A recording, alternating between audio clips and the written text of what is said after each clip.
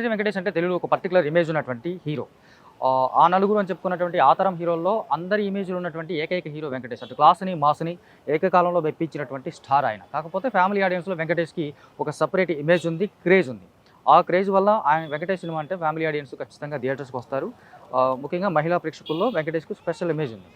అలాంటి వెంకి 75వ సినిమాగా ఇప్పుడు 'సైంధవ్' వచ్చింది. ఈ 'సైంధవ్' చూసుకున్నట్లయితే తన కెరీర్‌లో ఇప్పటివరకు చేసినటువంటి సినిమాలకు భిన్నంగా తన ఇమేజ్‌కి దాటి చేసినటువంటి ప్రయత్నంగా మనం ట్రైలర్ చూసినప్పుడే అనిపించింది.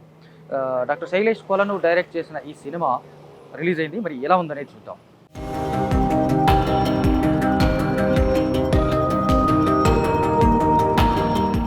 'సైంధవ్' కథగా చూసుకుంటే చంద్రప్రస్థ అనే ఒక ఫిక్షనల్ సిటీని క్రియేట్ చేశారు. ఆ ఫిక్షనల్ సిటీలో ఉన్నటువంటి ఒక హార్బర్‌లో పనిచేస్తుంటాడు. క్రేన్ ఆపరేటర్‌గా పనిచేస్తుంటాడు 'సైంధవ్' అలియాస్ సైకో. అతనికి ఒక కూతురు ఉంటుంది. కూతురు పుట్టగానే భార్య చనిపోతుంది.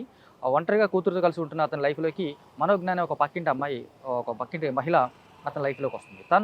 తన భర్త మీద ఆహ్, డొమెస్టిక్ వైలెన్స్ కేసు పెట్టుంటుంది. ఆమె వీళ్ళిద్దరికి బాగా దగ్గరైపోయి పాపతో పాటు వెంకటేష్‌తో కలిసి అదే 'సైంధవ్‌తో' కలిసి ఉంటా ఉంటుంది. వీళ్ళు కొంచెం హ్యాపీగా ఉన్నారనుకున్న టైంలో మరోవైపు ఆ హార్బర్‌లో దాదాపు 6,000 కోట్ల విలువ చేసేటువంటి డ్రగ్స్, గన్స్ వీటన్నిటిని తీసుకొచ్చి తను పెంచి పోషించినటువంటి కొంతమంది చిన్నపిల్లలకు వాటిని ఇచ్చి, ఆ చిన్నపిల్లల్ని మళ్ళీ విదేశాలకి యుద్ధాల కోసం సప్లై చేయాలని చెప్పేసి ఒక ముఠా ప్రయత్నం చేస్తూ ఉంటుంది. ఆ ముఠా తీసుకొచ్చినటువంటి కంటైనర్‌లో తీసుకొచ్చినటువంటి ఆ డ్రగ్స్‌ని గానీ, గన్స్‌ని గానీ, డబ్బులు గానీ అక్కడ నేవీ ఆఫీసర్స్ పట్టుకుంటారు. అదే హార్బర్‌లో పనిచేస్తున్నటువంటి 'సైంధవ్' ఆ కంటైనర్స్ ఎవరికీ దొరకకుండా దాచిపెట్టేసి పక్కన పెట్టేస్తుంటాడు. మరోవైపు 'సైంధవ్' కూతురికి సడన్‌గా ఒకరోజు ఒక స్పైనల్ మజిలర్ అట్రోఫీ అనే ఒక అరుదైనటువంటి వ్యాధి వస్తుంది. ఈ వ్యాధికి సంబంధించి ఒకే ఒక చికిత్స ఏంటంటే 17 కోట్ల విలువ చేసేటువంటి ఒక ఇంజెక్షన్ వేయాలి. కానీ ఒక సాధారణ జీవితం గడుపుతున్నటువంటి 'సైంధవ్' అంత డబ్బులు పెట్టి తన కూతురికి నయం చేయించలేడు. ఆ టైంలో అతను ఒక ఒప్పందం చేసుకుంటాడు. మరోవైపు 'సైంధవ్' వెనక ఒక పెద్ద ఫ్లాష్ బ్యాక్ ఉంటుంది. 'సైంధవ్' అనేవాడు ఒక గతంలో సైకో అని చెప్పేసి చాలామంది ఆ చంద్రప్రస్థ అనే ఒక నగరాన్ని గడగడలాడించేటువంటి గ్యాంగ్స్టర్లు కూడా భయపడుతూ ఉంటారు. అసలు 'సైంధవ్' ఎవరు? తన కూతురికి ఇంజెక్షన్ చేయించాడా లేదా? ఆ వ్యాధికి సంబంధించినటువంటి వెనకున్నటువంటి కారణాలు ఏంటి? ఈ కంటైనర్కి సంబంధించినటువంటి మొత్తం గ్యాంగ్స్టర్స్ చేతికి వెళ్ళాయా? 'సైంధవ్' వెనక అసలు కథ ఏంటి అనేది సినిమా. కథగా చూసుకుంటే 'సైంధవ్' చాలా చిన్న పాయింట్. కూతురికి ఇంజెక్షన్ చేయించాలని తాపత్రయపడే తండ్రి. అంతకుముందు కూతురు పుట్టడానికి ముందు ఒక గ్యాంగ్స్టర్గా పనిచేసినటువంటి ఒక నరహంతకుడు, ఒక రకంగా చెప్తే నరహంతకుడైనటువంటి అత్యంత క్రూరమైనటువంటి నరహంతక ముఠాలో పనిచేసినటువంటి వ్యక్తి 'సైంధవ్'. అలాంటి 'సైంధవ్' కూతురికి ఇంజెక్షన్ చేయించాల్సి వచ్చినప్పుడు తను ఎలాంటి ఎమోషనల్ సిచ్యుయేషన్స్ ఎదుర్కొన్నాడు, ఎంత సంఘర్షణ అనుభవించాడు అనేది కథగా చూసుకుంటే ఇంతే చిన్న పాయింట్. కాకపోతే దీన్ని చెప్పిన విధానం మాత్రం వెంకటేష్ ఇమేజ్కి పూర్తి భిన్నంగా దూరంగా కనిపిస్తోంది. ఎందుకంటే ఒకవైపు ఆ పాప కోసం సంఘర్షణ పడేదంటే నరహంతకుడు అయి ఉండడం అనేది ఎక్కడో సింక్ అవ్వడం అనేది కష్టంగా ఉంటుంది చూసే ఆడియన్స్కి. ముఖ్యంగా ఏంటంటే ఈ యాక్షన్ సీక్వెన్స్ ఏవైతే ఉన్నాయో ఇవన్నీ ఎలాంటి ఎమోషనల్ కానీ అటు కాన్ఫ్లిక్ట్ కానీ లేకుండా వెళ్ళిపోవడం వల్ల వెంకటేష్ హీరో కాబట్టి ఆయన కొడితే పడతారు హీరోలు అని ఒకప్పుడు ఒక రకంగా చూసుకుంటే 90s, 80sలో మనకు ఒక హీరోలు కొట్టుకుంటూ వెళ్తూ ఉంటే ఎంతమంది గన్నులు కాల్చినా, ఎంతమంది తుపాకులు పెట్టి వీళ్ళు కాల్చినా వీళ్ళ చేతిలో ఏమీ లేకపోయినా ఏమీ అవ్వదు. ఇలాంటి silly kind of fights, action sequence cinema నిండా కనిపిస్తూ ఉంటాయి. మరోవైపు కూతురుకు సంబంధించినటువంటి సంఘర్షణ వెంకటేష్ ఎక్స్ప్రెషన్స్లో కనిపిస్తున్నప్పటికీ కూడా ఆ సన్నివేశ పరంగా అది పెద్దగా కన్వే అవ్వదు, ఆడియన్స్కి కనెక్ట్ అవ్వదు. ఈ ఎమోషనల్ కనెక్షన్ లేనప్పుడు సినిమాలో ఎంత సంఘర్షణ ఉన్నా అది ప్రేక్షకులకు రాదు. ఆ ప్రధానమైనటువంటి లోపం మనకు 'సైంధవ్' సినిమాలో స్పష్టంగా కనిపిస్తోంది. ఒకవైపు డొమెస్టిక్ వైలెన్స్ పెట్టినటువంటి ఒక అమ్మాయితో తను సహజీవనం చేయడం అనేది అనైతికం. ఒక రకంగా వెంకటేష్ లాంటి ఇమేజ్ ఉన్న హీరోని పట్టుకొని అలాంటి ఒక పాత్రని క్రియేట్ చేయడం, ఆమెతో ఇతను సహజీవనం చేయడం అనేది ఒక అనైతికమైనటువంటి విషయం. నిజానికి వెంకటేష్ ఇమేజ్ కాదు, కథపరంగా చూసుకున్నా ఆమె లైఫ్లో ఇతను ఏమైనా మేలు చేయగలిగి ఉంటే చేయొచ్చు. పోనీ ఆమె లైఫ్లో ఉన్నటువంటి పర్సన్ ఏమైనా ఒక క్రూరమైన వాడు అంటే ఒకసారి కొట్టాడు అని ఒకే ఒక సన్నివేశం, అది గెటప్ సీన్ పెట్టడం వల్ల అది తేలిపోయింది. ఆమె భర్తగా శ్రద్ధా శ్రీనాథ్ చేసినటువంటి క్యారెక్టర్ అది. ఇక విలన్ పాత్రలు చేసినటువంటి నవాజుద్దీన్ సిద్దికీ యాజ్ యూజువల్గా అవుట్ స్టాండింగ్ పర్ఫార్మెన్స్తో అద్దరగొట్టాడు. హిందీ, తెలుగు మిక్స్ అయినటువంటి డైలాగ్స్లో ఆయన చెప్పినటువంటి డైలాగ్స్ కూడా అద్దరిపోయాయి. కాకపోతే ఎక్కువ శాతం హిందీలో ఉండటం అనేది తెలుగు ఆడియన్స్ కొంత ఇబ్బందిగా కలిగిన అంశంగా చెప్పొచ్చు.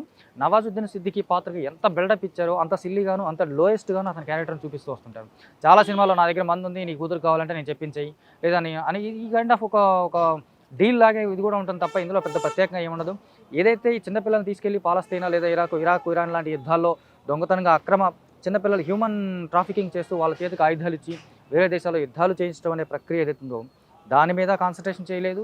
అలాగే కూతురుకు సంబంధించినటువంటి మెడిసిన్ కోసం జరిగేటువంటి మెడికల్ మాఫియా మీద కాన్సన్ట్రేషన్ చేయలేదు.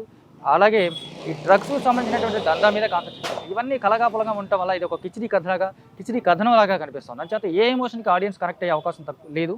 ఇటు వెంకటేష్ ఎంత పెయిన్‌ఫుల్‌గా కనిపిస్తున్నప్పటికీ కూడా అది ఆడియన్స్ వరకు రాకపోవడం అనేది దర్శకుడి యొక్క ప్రధానమైనటువంటి లోపంగా చెప్పొచ్చు. ఎందుకంటే ఇలాంటి కథలు రాసుకున్నప్పుడు హీరో ఇమేజ్‌ని కూడా మైండ్‌లో పెట్టుకోవాలి.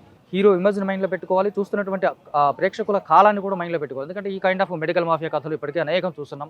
అటు మెడికల్ మాఫియా మీద పోరాటం లేదు, ఆ ఇంజెక్షన్ గురించినటువంటి వివరణ లేదు, వ్యాధి గురించిన వివరణ లేదు. ఈ చిన్నపిల్లలు ఏదైతే మనం హ్యూమన్ ట్రాఫికింగ్ చిన్నపిల్లలను వేరే దేశాలు తీసుకెళ్లి యుద్ధాలు చేస్తున్న దాని మీద సరైనటువంటి వివరణ లేదు. ఓవరాల్‌గా చూసుకుంటే ఇది దర్శకుడి యొక్క లోపంగానే ఖచ్చితంగా కనిపిస్తుంది. వెంకటేష్ తన పాత్రలో చాలా సిన్సియర్‌గా యాక్ట్ చేసే ప్రయత్నం చేశాడు. వెంకటేష్ వరకు ఆ క్యారెక్టర్‌ని అడాప్ట్ చేసుకొని ఆయన యాక్చువల్‌గా ఈసారి ఫస్ట్ టైం అని కాదు, చాలా కాలం తర్వాత ఒక మెథడ్ యాక్టింగ్ తరహా సినిమాలాగా ఒక పర్ఫార్మెన్స్ ఆయన నటనలో కనిపిస్తుంది మనకు.